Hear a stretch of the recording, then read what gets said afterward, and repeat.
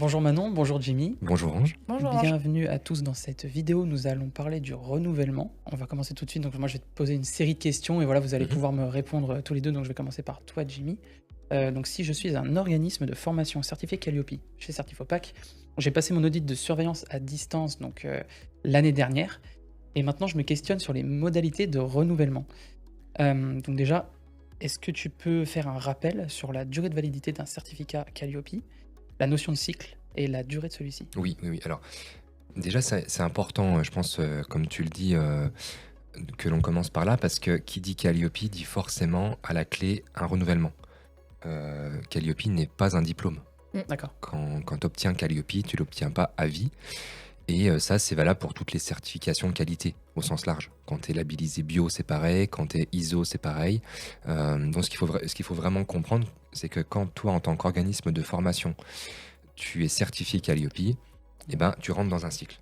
Voilà. OK. Donc, tu as le cycle 1 avec donc, le premier audit, l'audit initial, Ouais. la surveillance qui vient à mi-parcours, donc que l'on peut planifier entre 14 et 22 mois, voilà, suivant l'activité. Et donc, tu as le renouvellement qui te permet d'enclencher ensuite un cycle numéro 2. OK. Donc, il y a des audits obligatoires à chaque cycle. Donc là, c'est ce qu'on vient un peu de voir ensemble. On a parlé justement qu'il y avait plusieurs cycles, donc je suppose qu'il y a des dates dédiées à ces cycles? Oui, et donc d'ailleurs, je te l'ai pas dit, mais un certificat Calliope est valable 3 ans. OK. Voilà, quand tu C'est ça. obtiens Calliope, sur ton certificat, tu vas marquer donc, date du jour et la date de fin de validité, c'est 3 ans après. Ah d'accord. Alors pour être très précis, c'est 3 ans moins un jour. Voilà, Oui. pour les certificateurs, ça marche comme ça. Mais en tout cas, voilà, ce qu'il faut retenir, c'est que c'est valable pendant 3 ans. D'accord. Avec, donc ces périodes obligatoires? Alors, il y a 2 périodes qui sont finalement, obligatoires pour pouvoir, continuer à obtenir enfin, à être certifié Calliope. Tu as la surveillance que tu dois faire, donc ce que je te disais entre 14 et 22 mois. Ouais. Voilà. Et le renouvellement aussi que tu dois prévoir de façon obligatoire dans un délai, qu'on va t'indiquer. Je sais que mon audit de renouvellement approche, c'est à quel moment que je dois justement, me dire que je vais devoir planifier mon audit de renouvellement? Alors ça, c'est une bonne question parce que, en fonction de là où tu te trouves dans ton cycle, bah, c'est comme la surveillance. Tu vas D'accord. t'y inquiéter, alors pas quand tu es dans la période possible pour le réaliser, mais déjà un petit peu en amont pour pouvoir le prévoir C'est ça. et le planifier. Voilà. Et ce qui est bien chez nous, c'est que sur Apollo, donc sur notre application d'audit, tu as un formulaire à remplir quel que soit l'audit, que ce soit initial, surveillance ou renouvellement. Et finalement, l'enclenchement de ton inquiétude, ça va être finalement un mail automatique qui va D'accord. partir d'Apollo. Mmh. Alors de mémoire, c'est 1 an avant la fin de validité, Oui, pour justement ça enfin, on prend le temps du coup. oui, pour bien Heu, anticiper, quoi. 1 an avant, tu reçois un mail pour dire: «Bah, tiens, voilà, votre, audit, de renouvellement approche», parce Ouais. que vous êtes dans votre dernière année d'activité sur Calliope. Donc bah, pour enclencher, un cycle numéro 2, il faut passer un renouvellement et D'accord. donc il faut remplir un formulaire préparatoire à votre audit. OK, Voilà, donc ouais, qui je nous après nous sert côté administratif Oui, pour faire une proposition commerciale d'ailleurs et avec une bonne durée d'audit oui. et pour planifier derrière. donc je suis pas abandonné, on me laisse pas, Bah, alors après ça c'est la particularité je dirais Certiopac, je sais pas comment fonctionnent, les autres confrères, mais c'est vrai que nous on n'attend pas que tu t'inquiètes. Tu vois ce d'accord. que je veux dire? C'est Ouais. que, tu vas déjà recevoir des mails automatiques qui vont t'inviter à aller remplir ton formulaire. On fera une petite relance si on se voit que quelques mois après, on n'a toujours pas de tes nouvelles. On va t'appeler pour te dire, bah, qu'est-ce que vous faites? Parce qu'il y aurait aussi l'option si tu veux pas renouveler. Oui. Oui, tout à fait. Tu vois, c'est pas obligatoire non Mmh. plus de renouveler. Tu pourrais te dire, bah, mon modèle économique sur Calliope, je l'ai pas trouvé, Mmh. ça me sert plus à rien. Et ben, tu es libre comme l'air, quoi. Si tu veux pas renouveler, bah, nous on le note dans le dossier Ouais. et ton certificat est valable jusqu'à la date de fin. D'accord. Et tu es tranquille entre guillemets. Eh bah, Oui, c'est c'est ça. très bien Alors, ça. tu dois quand même respecter le process, voilà. Oui. Faut pas te dire: «Bah, ça y est, j'ai plus d'obligations», mais ton certificat est valable à date de fin terminée. Manon, maintenant je vais m'adresser à toi, donc qu'est-ce que je risque si je ne réalise pas l'audit pour le renouvellement? Ah bah, tout simplement, si on réalise pas l'audit de renouvellement, on n'est plus certifié Calliope à J+1 de la fin du certificat.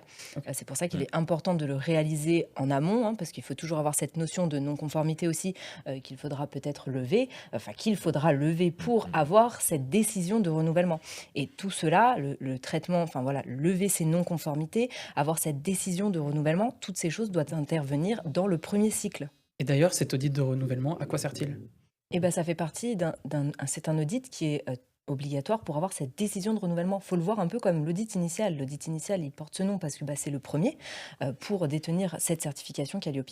Tout simplement, on est obligé de faire une décision de renouvellement. Moi, la certification Calliope, je la vois comme une image à un instant T. En fait, on est obligé de venir prendre des photos régulièrement pour que, ben, en fait, on soit toujours conforme à cette réglementation Mm. et au référentiel national qualité. Et pour rebondir sur ce que tu dis, Manon, là, on a l'article 3 de l'arrêté. Alors, c'est un texte de loi, hein, c'est un texte un peu fondateur sur justement toutes les modalités d'audit Mm. qui nous définit très concrètement à quoi sert l'audit de renouvellement et comment il s'organise. Tu vois. Ok. Donc, je vais te lire la phrase, hein, ça, on va la mettre à l'écran, mais Ouais. le renouvellement de la certification suppose la réalisation d'un audit de renouvellement sur place, D'accord. donc bien en Oui, présentiel. oui. Ça, on a souvent la question. Ok. Avant la date d'échéance du certificat, tu peux pas faire ton renouvellement après Mm. la fin Oui. de validité. C'est pas fini. Et dans des délais compatibles avec la levée avant échéance du certificat des non-conformités majeures éventuelles. Mm. Donc là, c'est là où ça commence à être un petit peu technique. Ouais. C'est que tu peux pas te dire, oh bah là j'ai le temps, mon certificat périme au 15 août. Ouais. Bon bah c'est bon, je vais faire mon audit début juillet. Ouais. Et puis de toute façon, mes 2 derniers audits, ils sont tellement bien passés, je n'ai pas eu d'écart. Je prends pas trop de risques en soi parce que j'ai un système solide. Allez, bah tant pis, je prends le risque. Bah, Mm. au final, c'est pas réglementaire.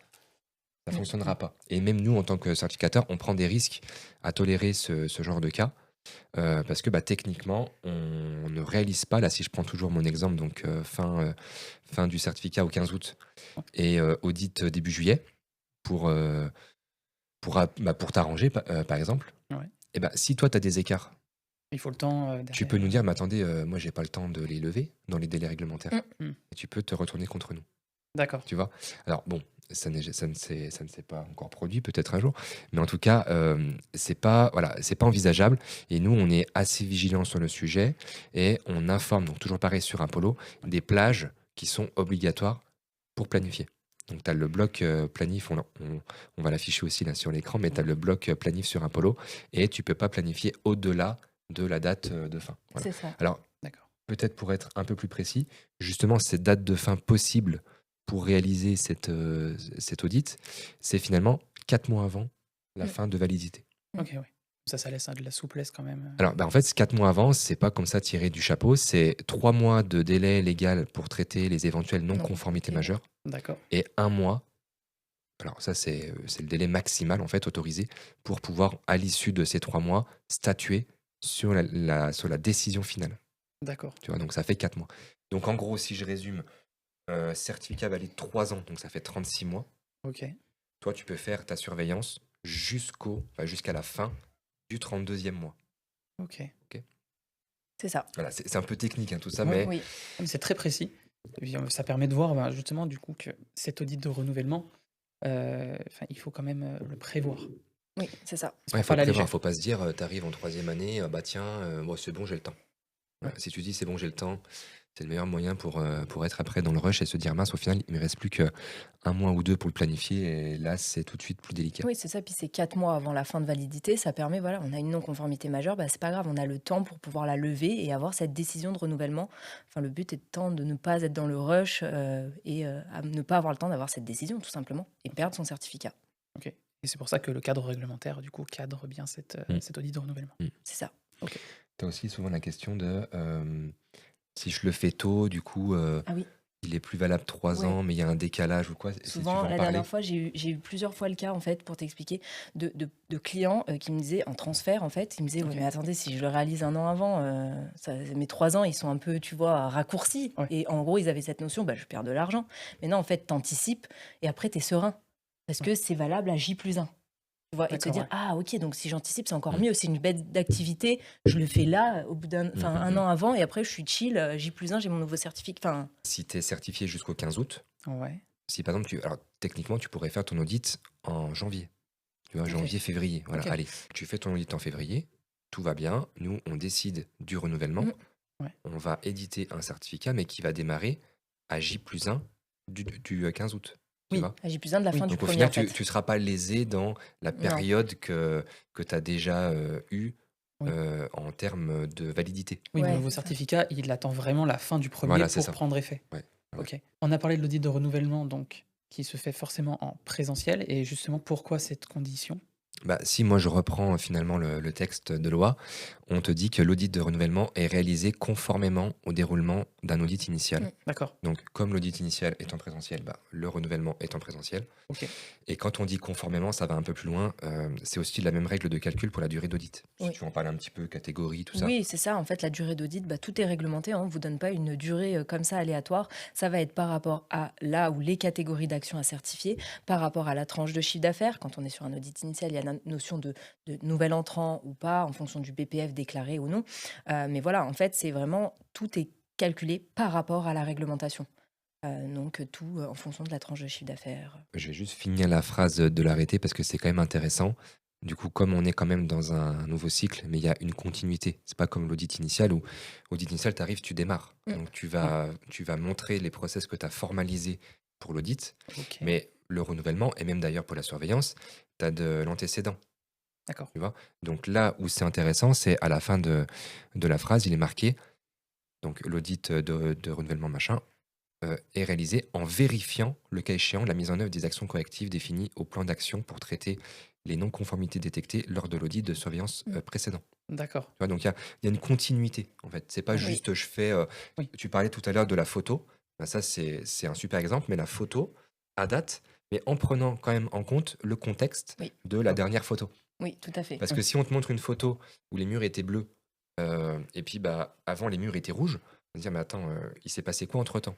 Oui, Et l'auditeur, il aime bien quand même aussi comprendre le tout à contexte fait. et D'accord. l'évolution qui s'est déroulée depuis l'audit précédent. Jimmy, tout à l'heure, tu as abordé donc Apollo, la planification, en ligne et donc je vais poser la question à toi Manon, comment ça se passe pour planifier mon audit de renouvellement sur Apollo? Eh ben, encore une fois, tout se passe, avec Apollo et sa planification d'audit en ligne. Donc on a une visualisation, des disponibilités auditeurs et on peut, une fois le formulaire complété et la revue validée, par sa chargée d'affaires et bah, sélectionner la date d'audit qui nous arrange. OK, Voilà, donc c'est aussi simple que ça. C'est vraiment voilà un gain de temps bah, pour toi, organisme de formation, pour la chargée d'affaires. Ça sélectionne un auditeur disponible sur cette date-là dans le département. Et puis après, bah, il y a une mise en relation avec l'auditeur et l'organisme de formation. là, tu m'as parlé pour l'audit de renouvellement et je suppose que la planif, c'est pour tous les audits? Oui, effectivement, du coup, tous les audits, on passe par cette planification pour pouvoir planifier son audit tout simplement. Donc que ce soit audit initial, audit de surveillance, audit de renouvellement, on a la visualisation, on sélectionne sa date et on est en relation avec l'auditeur. Pour les périodes de réalisation de l'audit de renouvellement, donc il y a des rappels, mais est-ce que moi je peux avoir accès à ces dates, en tout cas les voir quelque part?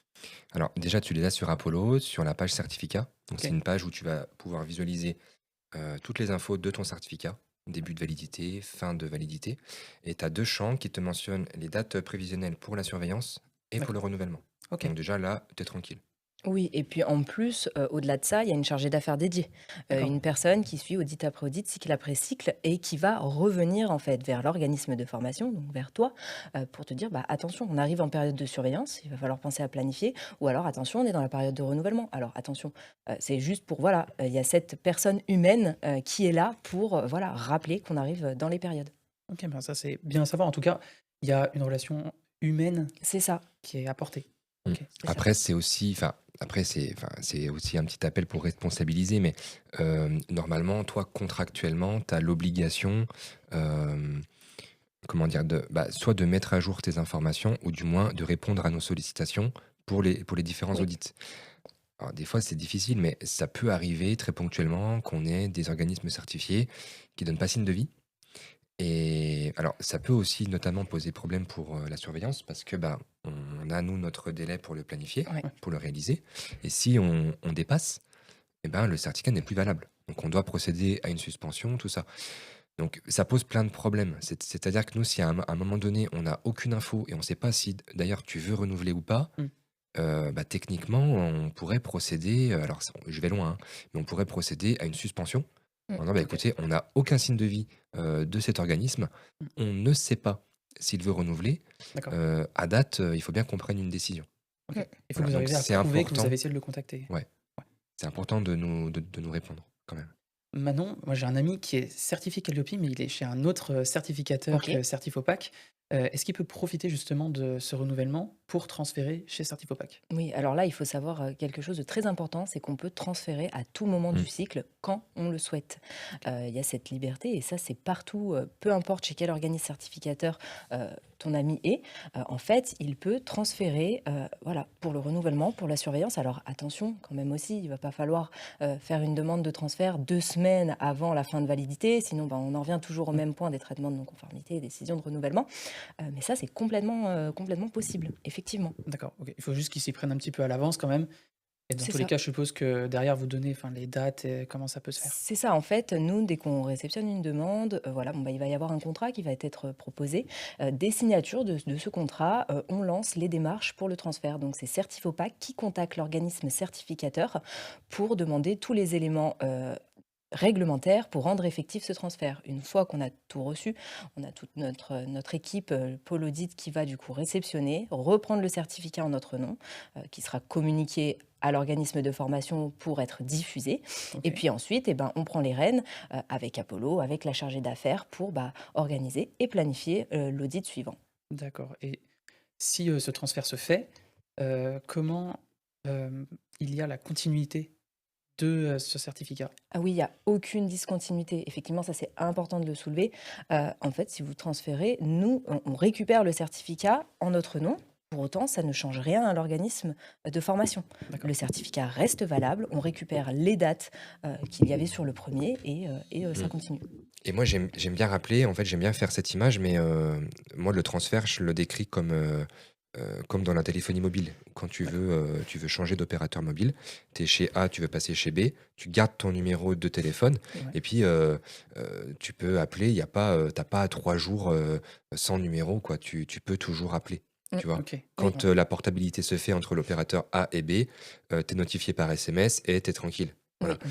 Là, c'est exactement pareil. Et ce qui est bien, ce que tu disais tout à l'heure, Manon, c'est que quand on édite un certificat sur du renouvellement, le certificat en cycle 2 reprend la main à J+1 de ton certificat actuel. Bah, si tu édites un transfert, tu vas récupérer le certificat existant avec la OK. fin de validité existante Ah d'accord. et ton renouvellement, toi, que tu vas faire dans les semaines à venir, bah, tu feras pareil. Tu pourras faire ensuite, enfin nous, on pourra faire une édition du renouvellement à J+1 de la date de fin de validité qui avait déjà été initialement euh, mise en place chez l'ancien Donc dans certificateur. tous les C'est cas, c'est ça. ce qu'on a dit, c'est que la date ne bouge pas. Non, Exactement. On voilà. garde une OK. portabilité par rapport aux dates existantes. OK, Voilà. d'accord. Moi, pour mon audit initial, j'avais demandé de passer un audit blanc, pour l'audit de renouvellement. Comment ça marche? Est-ce que cet audit blanc existe? Qu'est-ce que Non, il y a Non. pas il y a pas cette possibilité d'audit blanc, avant un audit de renouvellement. Pour la simple raison qu'après l'audit blanc est souvent proposé avant un audit initial quand c'est quelque chose de nouveau, hein, qu'on ne connaît pas cette certification. Là, il y a quand même, cette familiarité des audits, hein, audit de surveillance, audit initial, donc non, il y a pas cette possibilité-là. OK, Alors, tu l'as pas, mais par contre, tu as accès à la grille d'audit Oui, Apollo en amont. d'accord. Et si par exemple, entre-temps, le référentiel a évolué, ou s'il y a des questions préliminaires en plus, ou des indicateurs qui ont évolué, Mmh. tu as toute la visibilité. Tu peux afficher donc les questions préliminaires, tu peux les remplir avec l'auditeur, OK et tu peux voir très concrètement dans chaque indicateur les points qui seront évalués. et justement, cet audit blanc, donc on ne peut pas le réaliser à l'audit de renouvellement. Heu, Pourquoi? C'est un cadre réglementaire? Ouais, c'est un cadre réglementaire, c'est un document COFRAC qui nous l'interdit. En fait, si D'accord. tu veux, un audit blanc, c'est enfin un pré-audit dans les termes mmh, exacts, c'est réalisable uniquement dans le cadre, enfin pour un nouveau client. OK, Tu vois, et c'est valable une seule fois. d'accord. Tu peux faire qu'un seul audit blanc. c'est ça. Tu peux pas en faire deux, tu peux pas en faire un Non. avant la surveillance, tu peux pas en faire avant chaque audit réglementaire. OK. Voilà. Après, rien ne t'empêche de prendre un prestataire externe et puis de faire un audit Oui, interne, ça c'est de toujours bosser avec possible. un consultant et puis voilà. Ça, tu peux le faire. Maintenant, c'est à toi de voir si c'est utile ou pas. Est-ce qu'il est possible d'avoir des non-conformités à cet audit de renouvellement? Alors, au même titre que l'audit initial ou que la surveillance d'ailleurs, c'est tout à fait possible. Euh, et c'est en fait c'est le même traitement qu'un audit initial. Ok. Donc tu vas avoir les mêmes délais pour les non-conformités mineures ou majeures, c'est exactement pareil. Oui. Donc ça, on a fait d'autres vidéos sur le sujet où on parle Oui. comment traiter un écart et autres. Il y a tout le process aussi sur Apollo. Mais en tout cas, ce qu'il faut se dire, c'est que finalement, à chaque audit, que ce soit initial, surveillance ou renouvellement, tu as, entre guillemets, ce risque d'avoir des non-conformités. Maintenant, elles sont traitables, si tu peux en C'est parler ça. un petit peu, mais voilà, Et c'est on ça, a tous les outils sur Apollo, quoi. et d'où l'importance d'anticiper. C'est D'accord. pour ça qu'il y a tous ces délais-là, parce que on peut toujours avoir des non-conformités. Ça, c'est sûr. Oui, on peut avoir une mauvaise surprise et forcément, la mauvaise surprise sur la certification, elle peut quand même avoir un gros impact. Après, si on a des non-conformités, c'est OK. Enfin, le tout étant de les lever dans le Mm. délai de 3 mois, Dans les délais impartis, ouais. en sachant qu'on est, enfin voilà, nous, le traitement de non-conformité est toujours inclus dans nos offres. Donc là-dessus, il faudra traiter effectivement, dans le cadre de la non-conformité majeure, dans le délai de 3 mois. Une fois qu'elle est traitée et levée, c'est OK. On a la décision de renouvellement et notre certificat continue. Ok, d'accord. Et si à mon audit de renouvellement, justement, j'ai envie de rajouter une nouvelle catégorie d'action, est-ce que ça a un impact sur mon audit? Ah, c'est tout à fait. Alors, on peut rajouter effectivement une catégorie au moment du renouvellement. Ça peut impacter la durée d'audit en fonction de la Mm. catégorie sélectionnée. Par exemple, voilà, on était action de formation, on se lance en tant que CFA. Là, encore une fois, réglementairement, la durée va être modifiée. On peut la rajouter pour autant. Un gros impact quand même, c'est le nouvel entrant. Oui, ah oui, Parce que finalement, tu vas effectivement. être aussi considéré comme nouvel entrant Oui, sur D'accord. cette nouvelle catégorie. Mm. Donc au final, alors c'est bien pour le renouvellement parce que tu vas simplement entre guillemets, mais simplement devoir vérifier la formalisation de tes process, enfin du moins démontrer pardon Mm. la formalisation de tes process à ton auditeur. Mais il y aura un impact sur la surveillance qui interviendra après. Concrètement, mais si par exemple tu fais ton renouvellement, donc tu es en fin de cycle 1, tu réalises donc sur formation, comme tu disais, et sur la nouvelle catégorie CFA, Mm. ta surveillance que tu feras, allez, 1 an et demi après, tu auras une majoration de la durée. D'accord. Tu auras plus 0,5 jours. Pourquoi? Pour vérifier finalement la bonne mise en œuvre de ce que tu nous auras dit lors de ton renouvellement Oui, sur c'est cette ça. nouvelle catégorie. Ça, c'est hyper important à savoir. Il y a toujours cette majoration de 0,5 jours à l'audit de surveillance quand on est nouvel entrant, audit initial ou audit de renouvellement. C'est réglementaire, c'est comme ça. Donc techniquement, action de formation, tranche de chiffre d'affaires 1, nouvel entrant, l'audit de surveillance est d'1 jour. Donc maintenant que j'ai passé mon audit de renouvellement, que cet audit donc s'est bien passé, voilà, j'ai eu la délivrance de mon nouveau certificat, qu'est-ce qui se passe par la suite? Déjà, la délivrance de ton nouveau certificat, il prend effet à J+1 de ton certificat actuel. Ok. Donc en fait, en soi, tu restes comme tu es en l'état. Et par contre, une fois que ton nouveau certificat prendra la main, D'accord. il faudra que tu le mettes à jour sur ton site web si tu l'as mis sur ton site, ou que tu le mettes aussi sur tes locaux. Ok. Parce que Oui, tu c'est as cette exigence d'affichage du certificat, mais il faut le certificat qui soit valide. D'accord. Et puis après, c'est un cycle qui Exactement. continue et qui reprend. Ouais. D'accord. Mhm. Ok. Merci beaucoup Jimmy, merci beaucoup Manon pour toutes vos réponses. Merci à toi. Merci à toi.